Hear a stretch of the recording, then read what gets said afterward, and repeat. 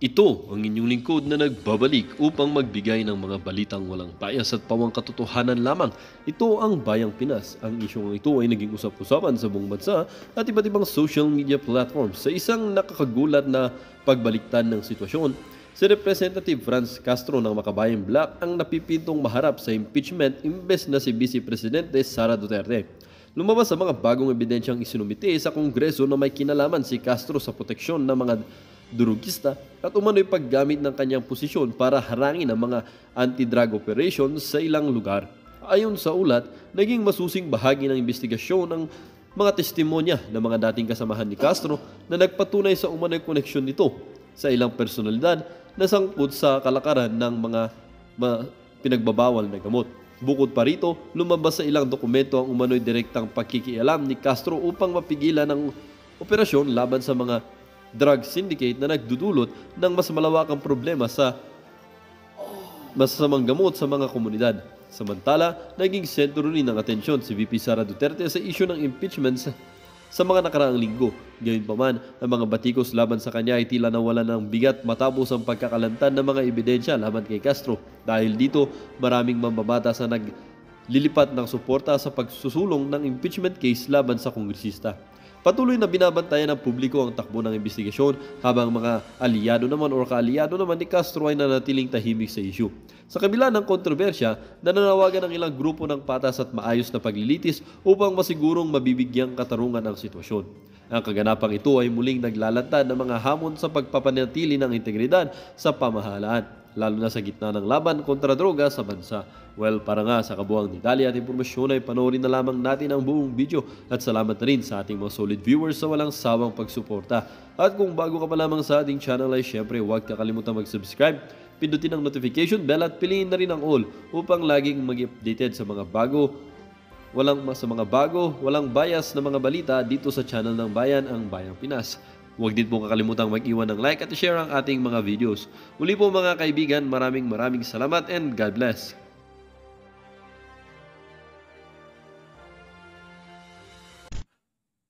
The chair would like to recognize Congressman Franz Castro.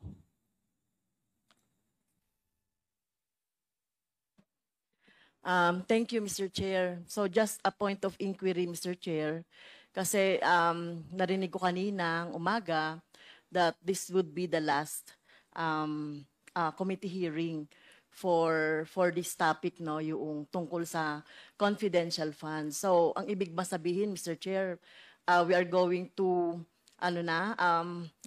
we are going to have a committee report na, Mr. Chair, after this? This will be the wrap-up committee hearing insofar as confidential fund, pero hindi pa po tayo magtatapos sa ating committee hearing. Kumbaga, year-ender lang. Sinasummarize lang po natin kung ano po mga nangyari nitong pong nakaraang 7 hearing. Yeah. Thank you, Mr. Chair, for that clarification. Narinig ko rin po yung mga manifestation, questions, mga intelligent manifestations ng ating mga colleagues. At nagpapasalamat ako, no, sa time na binigay ng ating mga colleagues dito sa pagdinig natin sa tungkol dito sa confidential funds. Siguro ang tanong ko lang, Mr. Chair, kasi dahil kumbaga, nandoon na tayo sa pinakadulo. At lumalabas dito na parang natapos kay Fajarda at kay Acosta, Mr. Fajarda Mr. Fajarda as SDO ng DepEd, tsaka Acosta naman yung SDO ng VP. Tama po ba? So, parehong sinabi nila na mukhang sila, no, natapos na sa kanila yung pondo, pero yung cheque, sila yung nakapirma, sila yung tumanggap, no?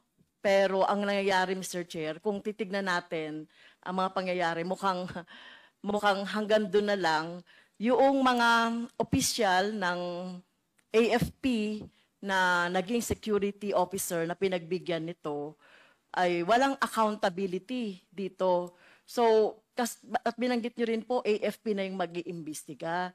So, siguro dapat iba po yung pag-iimbestiga ng AFP sa pag-iimbestiga natin. Kasi we want to know the truth. Ano ba talaga yung nangyari dito sa pondo na to ng mamamayan? Kasi parang, feel ko lang, Mr. Chair, parang hindi tayo pwedeng tumigil na ibinigay na lang yan dahil nga sa utos ni Vice Presidente. Remember, mga nakapirma doon, mga maliliit na opisyal, si Mr. Fajarda at si Acosta. Malamang-lamang, Mr. Chair, wag naman sana, no? Wag naman sanang mangyari. Baka sila pa, yung mademanda dahil sila yung tumanggap ng tseke, sila yung nagpapalit, pero baka maabswelto itong mga militar, itong mga security officer na tumanggap. Kasi dito lang natin makikita in transparency, no, yung ano ba talaga nangyari doon sa pondo. Bakit nagkaroon ng mga ganitong mga gawa-gawang pangalan o recipient ng mga rewards, ng mga supplies. Meron pa nga, Mr. Chair, no, doon sa ating doon sa ating mga ebidensya. Kung alias yon, RS, 2 RS sa isang araw, reward, isang 20,000, isang 50,000. So paano nangyayari yon? Ano bang impormasyon na ibinigay nung the same RS siya na parehas lang siya ng pangalan, na magkaiba ng amount, no, at the same time. Kaya ito yung dapat na ipaliwanag noong mga militar na tumanggap or pinagbigyan ni Fajarda, Mr. Fajarda, at saka ni Mr. Acosta. Ako lang, Mr. Chair, hindi lang po kasi ako na nasasapatan na ititigil na natin yung investigasyon doon kaugnay nung confidential fund. So, ano po ba ang dito arrangement? Sila na ba ang Sila na ba ang mag-iimbestiga, yung mga AFP? May time frame ba? At paano tayo makakasiguro, Mr. Chair, na magiging fair and with justice yung Remember, Mr. Chair, 612.5 million ang involved na pera dito. Kasi utos ni Vice President Sara Duterte na ibigay doon sa mga security officer, ginawa naman ng ating mga SDO, ng DepEd at saka ng OVP. Pero kailangan makita natin dito yung pananagutan mismo ni Vice President as siya yung nakalagay po, Mr. Chair, sa JC, sa Joint Circular tungkol sa confidential fund, na the most responsible po doon sa pondo. Kasi baka po, Mr. Chair, natatakot ako na baka ang lahat ng sisi ay mapunta doon sa SDO. Natingin natin, wala talaga silang kumbaga, sa conspiracy kasama sila, accessory lang sila. Pero ang may talagang pananagutan dito sa tingin natin ay yung Vice President katulong nung mga security officer. So yun lang, Mr. Chair, yung gusto kong maliwanagan. Bakit tinigil na natin doon? Hindi natin pinatawag yung 2 security officer na involved o yung tumanggap. Kasi wala silang wala silang band. Unlike yung ating mga SDO, wala silang karapatang tumanggap. So bakit sila tumanggap ng ganitong pera? At kapananagutan nila yan, Mr. Chair. Maraming salamat po, Congresswoman Franz Castro. Unang-una po, meron na po tayong, may mga hinahing po na impeachment proceedings sa ating Vice Presidente. At sa akin pong pagkakalam, ito po ay kaugnay sa confidential fund. So ito po ay dudulugin na pag ito po ay na-refer sa Committee on Justice. So sa akin pong paniniwala, na yun na po yung, at yun din po yung mga suhestyon ng ating mga miyembro na doon po tutumbukin yung investigasyon. Pangalawa po, nagsalita na rin po yung AFP na nagkakaroon na rin po sila ng internal investigation patungkol po dito sa pangyayaring ito. Kaya po mas minarapat po ng mga miyembro na ito po ay ibigay sa pamunuan ng AFP nang hindi po tayo makasagabal sa kanilang pag-iimbestiga. ginagalang ko, Mr. Chair, no, I respect po yung decision ng member ng Committee on Good Government and Accountability. Pero I just would like to put on record po yung aking manifestation na ako po ako po yung yung na nagsiwalat ng tungkol dito sa confidential funds. So hindi po ako kumbaga nasasapatan na matigil na doon sa AFP dahil alam naman natin, no, wala rin po akong tiwala na magkakaroon ng partial investigation patungo doon dahil alam naman natin, tauhan nila yung involved, 'di ba? Tao nila yung mga involved doon. Nakita naman natin doon sa ating mga investigation na wala namang national security involved. No? Wala namang, ang involved dito, Mr. Chair, ay yung national interest ng taong bayan. Ang pondo na 612, na kagaya nga na sinasabi ni Congressman Raul Manuel, sinasabi ni Congressman Luistro, na kung nagamit ng maayos yan, na bigay natin yan sa ating mga estudyante, sa education, at pangangailangan pa ng ating mga mamamayan. So, ang tanong ko po, Mr. Chair, yung po bang investigation ng AFP, hindi na tayo involved doon? At kailan nila sasabihin po yung investigation? Kailan sila magkakaroon po ng report doon sa investigation? Kailan matatapos? Binigyan po ba natin sila ng time frame, Mr. Chair? Tayo po ay makikipag-ugnayan po sa AFP. And in addition to that, tayo po kasi ay recommendatory lamang ang pwede po natin na gawin. We can recommend the filing of cases to airing officials, pero hindi po kasi tayo ang tagalitis. Ang proper ahensya po na po pwede pong maglitis dyan ay yung Office of the Ombudsman. Ito po yung mga ahensya na dapat pong maglilitis. At sa hanay naman po ng AFP, ang alam ko po, meron po silang JAGO, kung tawagin po yan, or yung court martial, kung hindi po ako nagkakamali. Mr. Chair? Thank you, Mr. Chair. Okay. With the indulgence of I yield to Congresswoman Castro. Kong Mr. Dia. Chair, Congressman Ako- Sia. Thank you po, Mr. Chair. Naintindihan po natin yung hinaing ni Congresswoman Franz Castro. Tama po siya. Siya po yung unang nagsiwalat nitong confidential funds.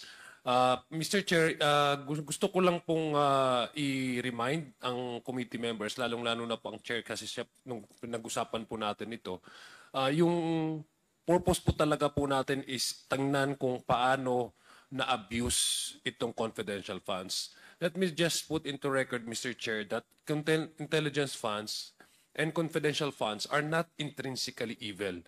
It is how the usage and utilization of these funds are that makes it bad in a way kasi may abuses. That's why we introduced two pieces of legislation kung paano i-define kung ano ba yung confidential funds. Pag sinabi mong confidential funds, ano bang definition nito? Anong technical na parameters na po pwede natin makonsider na confidential funds? Pangalawa, alin ba sa mga ahensya ang dapat pagbigyan? So we have already accomplished that, Mr. Chair. In fact, dun po sa pangunang pambungad na statement po ng ating chairman ay sinabi niya po yan in aid of legislation. As to Mr. Chair, culpability, tama po yung sinabi ng chairman na meron pong mga ahensya sa sa judiciary or ehekutiba ang maaaring magpursu nitong ganitong mga kaso. At gusto ko lang pong linawin din po at i-re-emphasize yung sabi po ni Chairman sa ating kagalang-galang po na kay Ma'am Franz Castro. May way naman po talaga to hold these officers accountable. Apart from what they're doing right now as part of the internal investigation, they're also already the impeachment complaint, which I believe if we are to push the accountability side of this issue, then that's the perfect avenue for these members to discuss about culpability allegedly of these two officers, Mr. Chair. Thank you for that. Thank you po. Congresswoman Franz May I Castro, you continue, are Mr. recognized. Chair? Thank you for that intervention, Kong Zia. So, siguro ang worry ko na lang dito, Mr. Chair. So, ito ay inimbestigahan natin. Nakita talaga natin yung anomalya dito sa confidential funds. na talagang ang paggamit nito ay talagang nakita natin yung maling paggamit nitong confidential funds. At ang nasalang dito yung SDO at saka yung mga officers, yung utos, no? Pwedeng maaring itanggi yan maaring itanggi yan noong highest official ng office na inutos niya yon or whatever. So talagang maiipit dito, Mr. Chair, ay yung dalawang SDO. Baka malamang-lamang yan ma-absuelto dito si Vice President Sara Duterte. So yun lang yung takot ko. Kung hindi natin yan itutuloy-tuloy at pabayaan natin sa AFP. But anyway, I respect the wisdom of the committee members dito sa Good Government. At ito ba ang siguro di nyo rin you can answer it or not na. So ibig sabihin itutuloy na natin ito doon sa impeachment na lang, Mr. Chair. Itong mga findings natin dito through the Justice Committee na lang ba? Sa ngayon po wala pa yatang gumagalaw sa impeachment no? Hindi pa naman ito na i-refer sa Justice Committee, no? At narinig ko kayo kanina, sinabi nyo, we have no time na for this impeachment. Kaya nag-aalala lang po ako na hindi natin mapapanagod si Sara Duterte dito sa kalokohan na ginawa niya sa confidential fund kasama ng mga binanggit na mga security at ilan pang mga kakonspire niya sa Office of the Vice President and the Department of Education. And one last manifestation. Since, Mr. Chair, pinag-uusapan natin dito yung confidential funds, 2023 pa, Mr. Chair, nakapag-submit na ang Makabayan Block, composed of Representative Raul Manuel, myself, and Representative Arlene Brosas, ng dalawa pong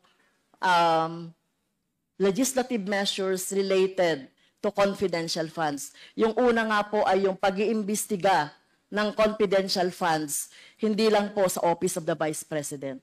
Lahat po ng confidential funds ng mga agency na nabigyan ng confidential funds. Kasi kung nangyayari ito sa Office of the Vice President, malamang, no? Ako, tinitignan ko rin na may mga maling paggamit din. Pero hypothesis lang yun, Mr. Chair. But anyway, may dalawa po yung inihain natin, House resolution to investigate all. Kasi baka sabihin ng mamamayan natin, baka sabihin ng taong bayan, sinisiroin lang natin yung confidential funds ng OVP. Tayo po ay nagpasa na ng House resolution para imbestigahan ang lahat ng mga ahensya dahil pangalawa, meron po kaming bill na ipinasa na i-abolish talaga itong confidential funds dahil lalong-lalo na sa mga government, national government agency dahil ito nga, ang hirap talagang masunod itong JC na to, Mr. Chair. Yun po, siguro dapat maisaalang-alang din yung mga ipinasa namin na measures, Mr. Chair. Thank you po. Thank you. The Chair would like to recognize Honorable Jefferson Konghun. Mga kagalang-galang na miyembro ng komite, ang mga ebidensyang inilahad sa komiting ito ay malinaw at hindi maikakaila. Sa ilalim ng mga pondo na inilaan para sa confidential fund ng tanggapan ni Vice President Sara Duterte, nakitaan natin ang malubhang paglabag at maling paggamit ng pondo ng bayan. Ang mga pondo na may layuning maglingkod sa pambansang seguridad at iba pang makatarungang layunin ay hindi ginugol alinsunod sa mga itinakdang layunin ng ating batas. Sa halip, ito ay ginamit sa hindi autorisadong gastusin. Sa pamamagitan ng dokumento at record ng pinansyal, napatunayan natin na ang mga pondo na ito ay nagamit sa paraang hindi sumusunod sa mga pamantayan ng transparency at accountability. Sa patuloy na pagsusuri ng mga record ng pondo, matibay ang patunay na may mga pondo na hindi dumaan sa tamang proseso at ang paggastos ay naganap ng walang sapat na pagsisiyasat o pagpapakita ng kahalagahan ng integridad. Ang mga pondo na dapat sana ay ginugol para sa kapakanan na nakakarami ay naging instrumento ng maling pamamahala at pag-abuso sa kapangyarihan. Ipinakita rin dito sa komiting ito na mga dokumento at mga tiwaling aktibidad na nagpakita ng hindi autorisadong paggamit ng pondo at mga gastusin ay hindi naaayon sa mga layunin ng mga pondo ng gobyerno. Ang mga gawain ng Office of the Vice President ay hindi lamang isang simple o di sinasadyang pagkakamali, kundi isang sadyang pang-aabuso ng posisyon at kapangyarihan upang mapakinabangan ang pondo ng ating bayan.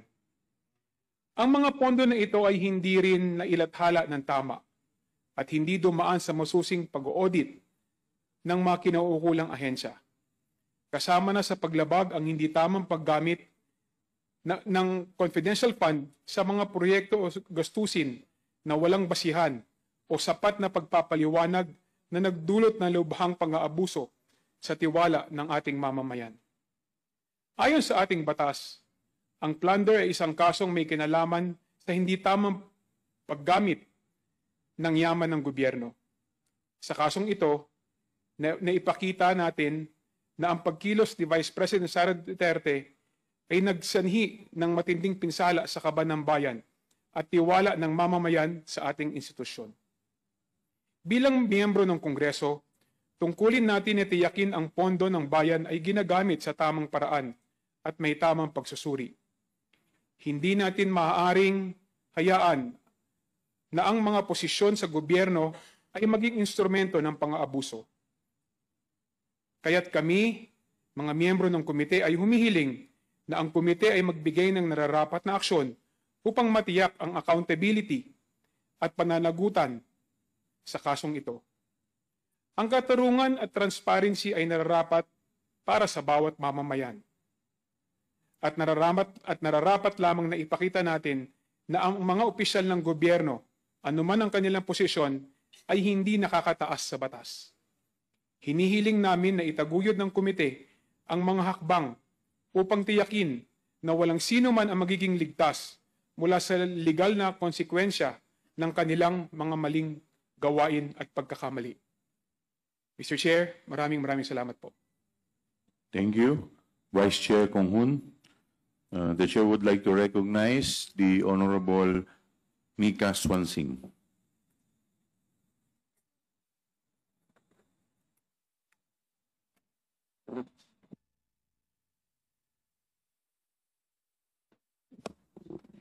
Thank you very much, Mr. Chair.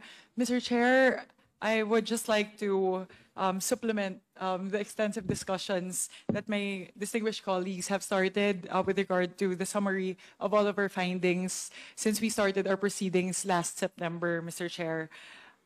Mr. Chair, what we have discovered throughout our 8 hearings have been very alarming and unacceptable. So Mr. Chair, siguro po ang gusto ko pong gawin ngayong araw, tulad po ng ginawa ng aking mga kasamahan, ay i-summarize po yung ilan sa ating mga nadiskubre, ano po yung mga natuklasan natin sa kahabaan po ng ating mga deliberasyon. Mr. Chair, sa mga taong 2022 at 2023, 612.5 million in confidential funds ang inilaan kay Vice President Duterte bilang pinuno ng Office of the Vice President at bilang Secretary ng Department of Education. This allocation of confidential funds was unprecedented. Ito ang kauna-unahang pagkakataon ng OVP at ang DepEd ay nagkaroon ng confidential funds na ganito kalaki ang halaga. 500 million para sa OVP at 37.5 million naman po para sa DepEd. Mr. Chair, our Constitution reminds us that public office is a public trust, and as such, public officials must always be accountable to the people. Ang confidential funds ay nagmumula sa kaban ng bayan. Dahil dito, pananagutan po ni Vice President Duterte bilang pinuno ng OVP at ng DepEd sa taong bayan na siguraduhin ang confidential funds na ipinagkatiwala sa kanyang opisina ay nagagastos sa wastong paraan. Sa takbo ng ating mga deliberation, Mr. Chair, paulit-ulit nating tinanong, paano nagamit ang confidential funds? May kakulangan po ba sa mga kasalukuyang mga batas at mga guidelines ng mga ahensya? Paano dapat amyendahan ang mga batas at mga guidelines para mapigilan ang posibleng katiwalian? Kaya po sinasabi natin ginagawa natin ang inquiry na to, Mr. Chair, in aid of legislation.